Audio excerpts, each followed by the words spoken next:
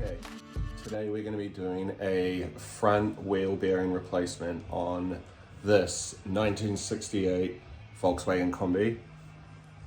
Okay, so we've got our 19mm here and we're going to use this. I've just put a bit of tape around the end to stop taking any paint off the inside of the wheels here. First of all, before we jack it up, we're just going to crack these wheel nuts, so once it's up off the ground, it'll be a lot easier to undo them without having to keep an eye on the wheel as well. So here we go. Okay, so we're just going to take the main bit of pressure off these wheels. There we go.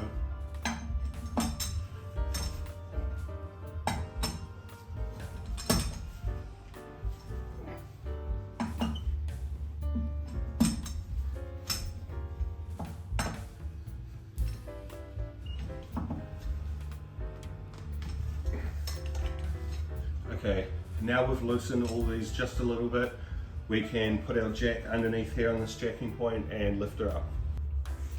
Okay, now we have our jack placed under here on a nice piece of wood to give it a bit of cushioning between the steel and the concrete. And we've got it lifted up right into place, so we're going to go ahead and get the wheel off the ground, just enough to take it off.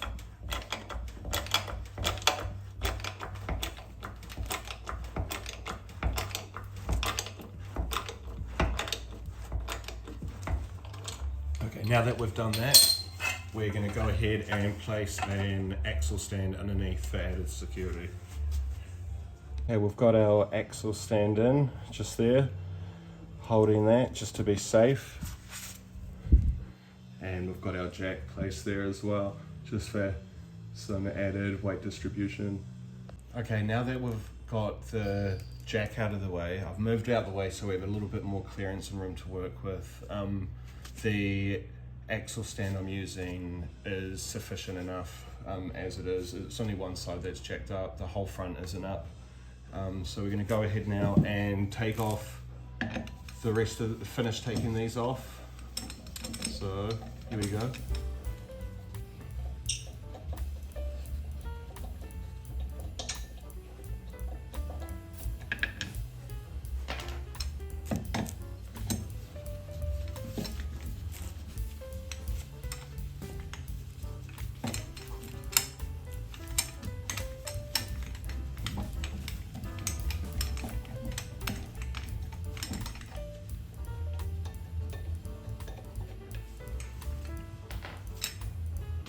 So if you can, you want to leave one at the top to hold the wheel on so it doesn't kind of fall forwards and a bit awkwardly when you're taking the wheel off.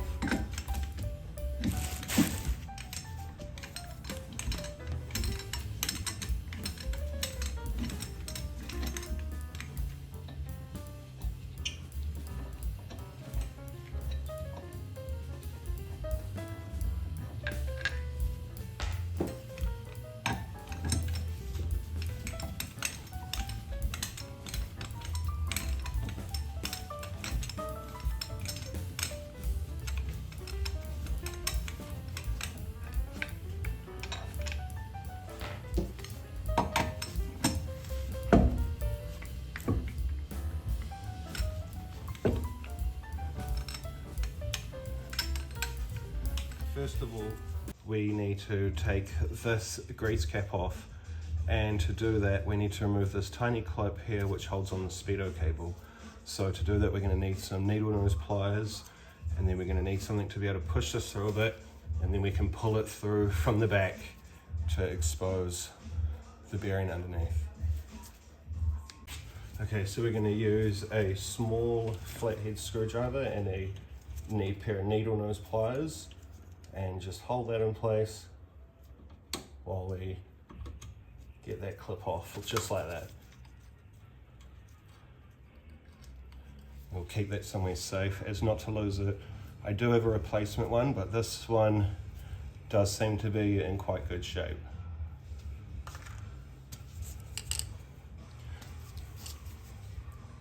Okay, now we're going to push the speedo cable through, and to do that I'm just going to use this flathead screwdriver.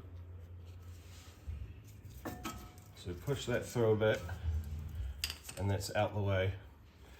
Now to get this cap off, we're going to need maybe a pry bar or a wider flathead screwdriver, or even a rubber or plastic mallet to knock it just out of place, just so we can pull it out carefully without denting the sides, as not to warp it, as it will not make a proper seal when we put it back on.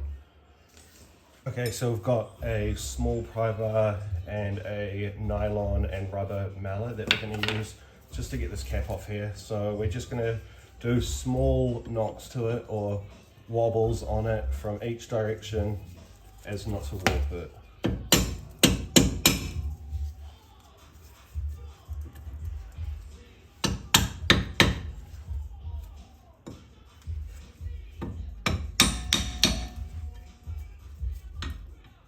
We're just going to keep working around until we get that off. And it is moving. Okay, now we can just use our bar and aid ourselves to pull this off. There we go.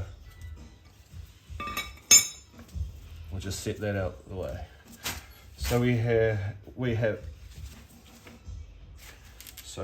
our speedo cable that we need to push through, and we also have this retaining nut here, which, if we are lucky enough, which we aren't, it's upside down, is a 6mm Allen key to undo, and we'll just loosen that off a little bit, and then we can come in with our adjustable spanner and just unwind this off the axle. Okay, now that we have our 6mm Allen wrench, we can take this off.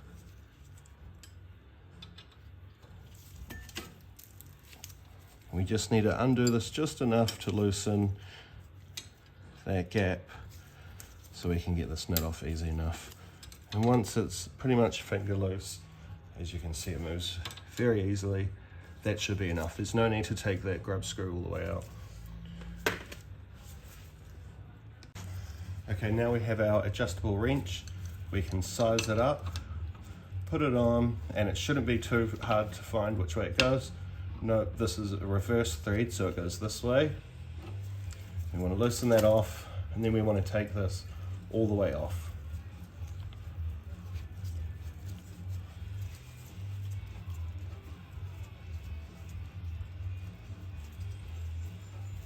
And the thread pitch is quite fine, so it will be a few winds until you get this off. And there we go. Now we have that off, we'll set that aside. And now this exposes the washer, which covers the outer bearing. So we'll take this washer off, and we will note there is a groove in the side of the axle right here where the washer goes in only one way. So we'll gently pull that out. There we go. And we can set that aside. Okay, so now we have exposed the outer bearing, and to get to that we're going to pull this hub completely off, which should bring the bearing with it. Okay, so we're just going to gently pull at this, the brake cover, until we can get that bearing out and have a good inspect of it. The grease seems to be quite new and nice, which is a good sign. There's a nice colouring to it, not too brown and grubby. Bearing doesn't have any play in it. It's not wriggling from side to side in either direction, meaning all these small roller bearings inside are all positioned and seated correctly. So we'll just set that aside for now, and we'll keep going so we can inspect the axle and see if there's any wear marks on the inside as well.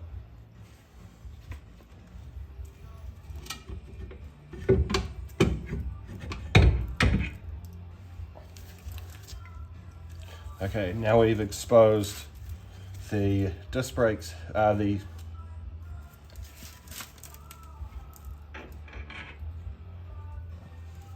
we've exposed the drum brakes here, and while we're at it, we might give these just a little blowout with the air compressor to get rid of any dust and any kind of buildup of any sorts. The pads are looking like they still have quite a lot of life in them, which is good. The springs seem nice and not bent, no bent rods or anything like that going on in here. The adjustment wheel looks good. on both sides. So I think we're good for the brakes. Okay, so we're just going to give the inside of the brake drum and also the brake system themselves a bit of a blowout just to get rid of any road dust and brake dust.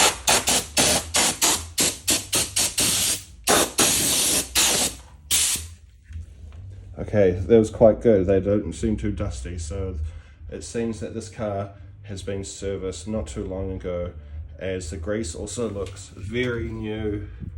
As you can see on the colouring, there's no heating marks on the axle itself or scoring on the bearing track itself. Everything looks to be in quite good condition. The axle threads seem to be quite good. Pistons are looking good. Brake pads themselves, not too bad. Still get a few more months out of those. They don't need adjusting either. So I think what we're going to do is we are going to repack this with grease, and it looks like we don't need to do a complete overhaul on it, luckily, but we'll see what the other side says. So we're going to go ahead now and put some grease on the inside of the axle. But first of all, we're just going to give this just a little bit of a wipe just to get rid of anything that may be any bit of debris or anything that could score the axle itself. Okay, so we're just going to go ahead now and give this a nice wipe just so we can further inspect it in case there's any kind of scoring or damage we can see. And it looks quite good to me. There's a little bit of wear, but that is to be expected with older vehicles. This is a 1968, and I don't think it has had a replacement axle put in it. So we're holding up quite well. Okay, now we're going to go ahead and pack the inside. We've got a nice big piece of grease here. We're going to get right in there from both angles. We can turn it around, get in that way too. Get it right in there. A nice smear around, a little bit on the bearing race there. We'll do the same on the other side. Bring it up nicely just like that. A little bit around here on the outside. Get another little dab if you need to. You can never have too much. Just on any surfaces where there's going to be contact. We can also go ahead now and put a little bit of grease on the axle itself. Just a small smear, nothing crazy, just to make sure that it all has a nice small coating.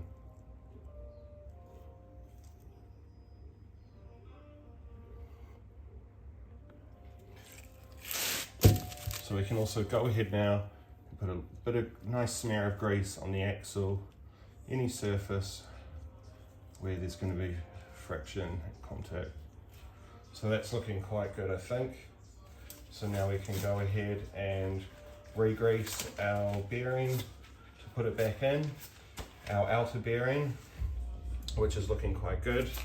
We've given it just a nice little clean up, given the parts a little wipe down, so nice and ready to go back on there all together, and we'll see how we're going.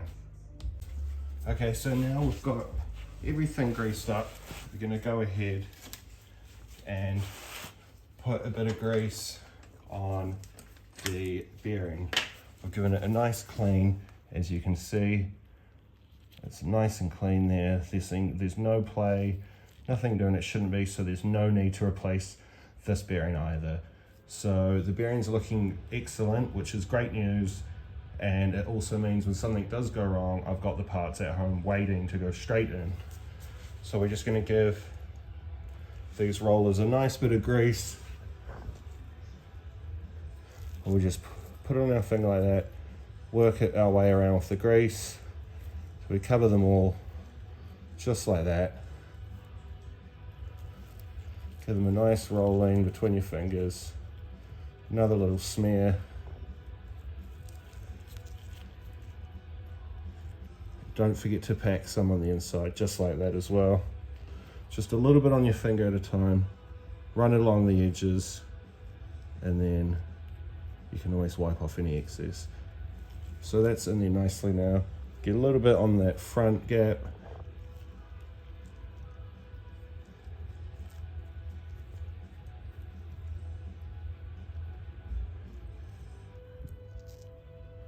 There you go. I think that's looking pretty good to go back in now. So we're going to put this to the side so we can get that back on. Okay, now we're going to put this back on just the way it came on, but all in reverse. So it's all greased up on the inside, so it's just as easy as slipping that over the brakes without knocking anything around too much and getting that on nicely like that. Once it's in, make sure you've got no grit or anything like that on your hands. Change your gloves if you need to before you put the new bearing or your re-greased previous bearing back in. So we're going to go ahead and do that now. Okay, we've got clean gloves on now, no grit or anything on them. We're going to pick up our bearing and put it straight back in, just as it was. So it goes in, tapered end first, and just push that in until you get that. There we go, until it just won't go in anymore. You may need to support the bottom of this just so you can wriggle it, just to get that in nicely. And once that's in, we're going to put our washer in that has the grooved end. So I'm going to make sure that groove sits in this little slot here. So we're going to go ahead and put that on just like that. That's on nicely. Now we can go ahead and put our retaining nut back on. So in order to do that, remember when we put it on, it goes with the higher end facing outwards. And because this is a reverse thread, anti-clockwise to tighten this one up. And always do this finger tight to start with, as these are very fine threads and you do not want to strip them or damage them in any way. And just finger tight, wind that all the way in. It is quite a few turns, like I said, it is fine pitch thread. So get that nice and in. Just like that until you can't do it anymore. Then you'll take your wrench, give it just that little bit extra tightness, nothing too crazy. Hub can still move freely. And then we're going to go ahead and use our 6mm Allen key just to tighten that grub screw back in again.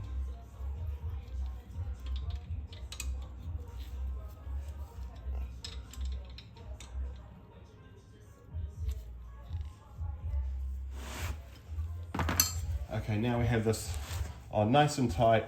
We need to remember to put our speedo cable back in. So we're going to push this through the back, right through the axle here until we see it come right through the end, just like that. And we're also going to put just a little bit of grease on this just to keep it nice inside there. So we get a fresh little bit of grease on our finger, not much for this, just a small amount. Wipe it on the stem there, a little bit on the end. Doesn't hurt to put any on the cable itself. There you go, we push that back in. And we'll leave that sticking out about an inch and a quarter. Now we're going to go ahead and take our grease cover cap, our grease cap, and we're going to feed that on top again, making sure to get our speedo cable nice and centered in the middle. And we want to go in a certain way as it's square, a square hole.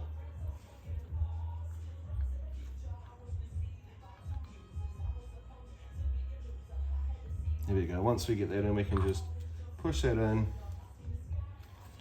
and take our mallet or little hammer and just tap that around the edges nice and evenly until we get that in, making sure not to hit the speedo cable as we're doing so.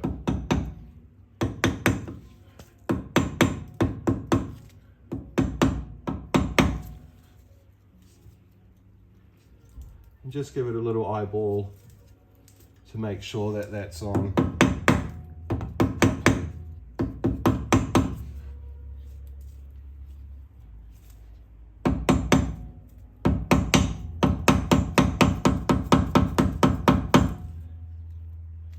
Okay, now all there is left to do is put our retaining clip, which we've kept to the side.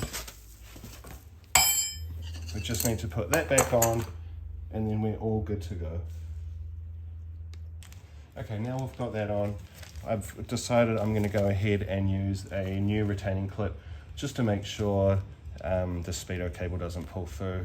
Just a little thing to replace a 50-cent part, but it's just that peace of mind, you know, that what you've done, everything's going to work out as it should.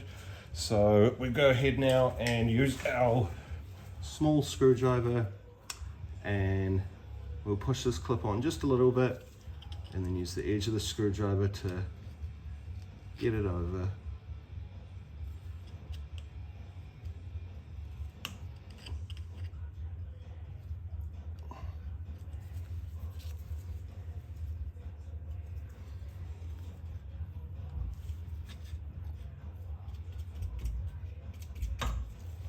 Here we go. Now that retaining clip is seated nicely, that speedo cable isn't able to push, just give it a little pull. Here we go, that's not going anywhere. So now all there's left to do is give this face a bit of a clean up. So I'm going to put a piece of cardboard down and use a bit of brake cleaner just on the outside here and just a soft brush and then a rag or some paper towels just to wipe it down before we put the wheel back on.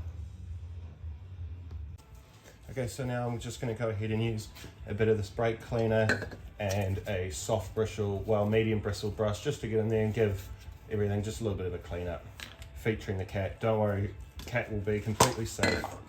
Come on, Sadie. Out the way. There you go, good girl.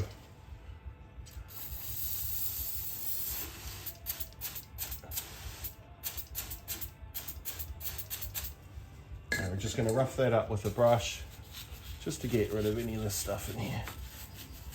All this excess grime, just to tidy it up a little bit. Well, we've got the wheel off.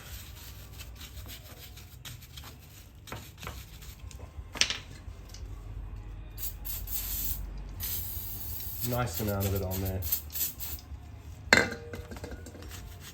Right in there with that brush, don't be afraid to get in there.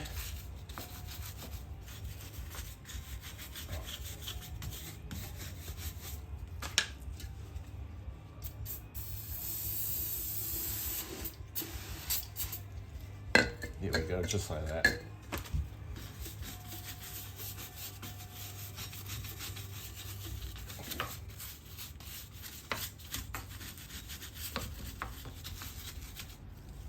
Okay, now you can use your paper towels to give this, or a rag, probably a rag, it's better to give just this a little bit of a wipe off just before we put the wheel back on.